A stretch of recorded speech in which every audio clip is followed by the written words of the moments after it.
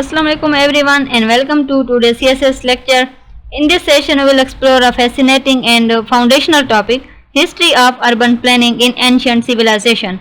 From the grand cities of Mesopotamia and the Nile Valley to highly organized Indus Valley and classical Europe, we will uncover how early societies shaped the structure of cities thousands of years ago and how their planning principles still influence modern urban life.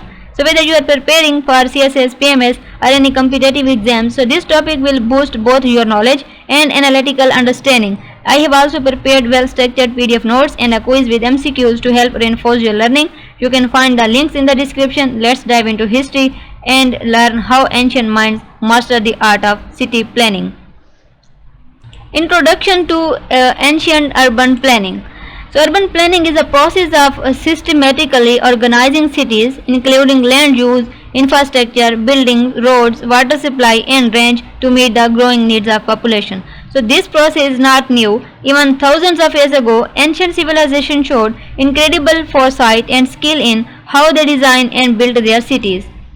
So अगर हम discuss करते हैं इसके common features को, की features of ancient urban planning. So across various civilizations, ancient cities shared several key characteristics like straight and organized roads. Most cities followed a grid system with streets crossing at right angles.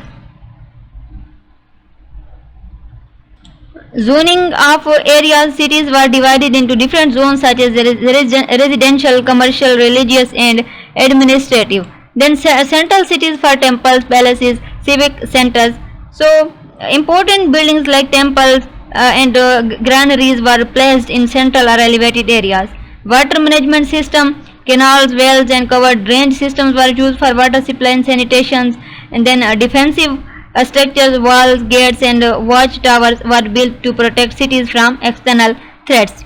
Urban planning in ancient civilization like Mesopotamia, Euphrates, Tigris, cities like Uruk, Babylon, and Nippur were among the world's first planned cities. So Uruk, mentioned in the epic of Gilgamesh, was famous for its city walls, temples, markets and gardens. So city layout included a ziggurat, a high temple structure near the center with the residential areas often grouped by occupation. Then streets were organized into three types, wide ceremonial roads, public access streets and private alleys. So canals were more vital than roads for transportation, and cities were surrounded by irrigated farmland and connected by canals and roads. So the planning was a mix of deliberate design, temples, walls, canals and organic growth in residential areas.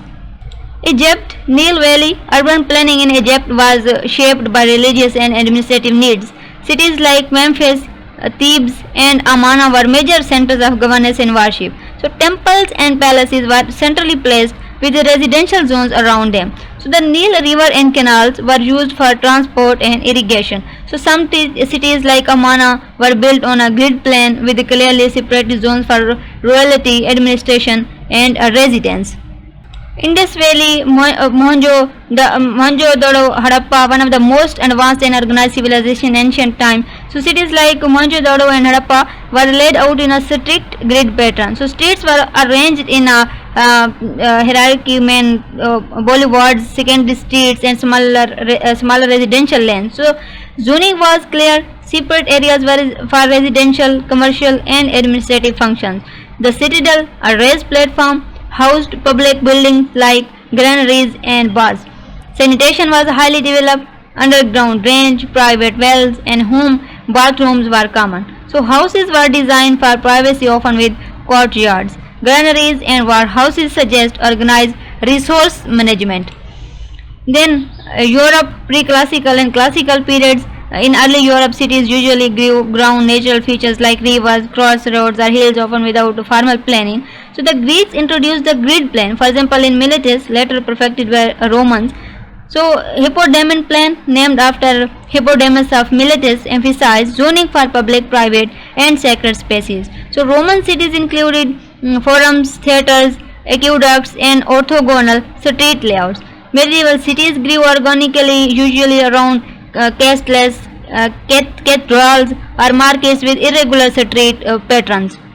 Overcrowding within defensive walls lead to poor sanitation and limited infrastructure. So ancient civilizations were not only pioneers in culture and technology but also in urban planning. From the ziggurats of Mesopotamia to the drainage system of the Indus Valley, their cities were carefully structured to serve the needs of their people. So many modern planning principles like zoning, sanitation and infrastructure design trace their roots to these early experiments in city building. So understanding their models help us appreciate how ancient societies manage complex urban life and remind us how timeless good planning can be.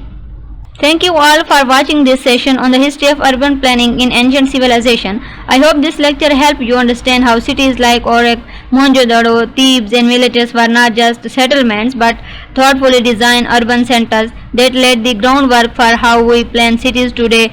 Remember,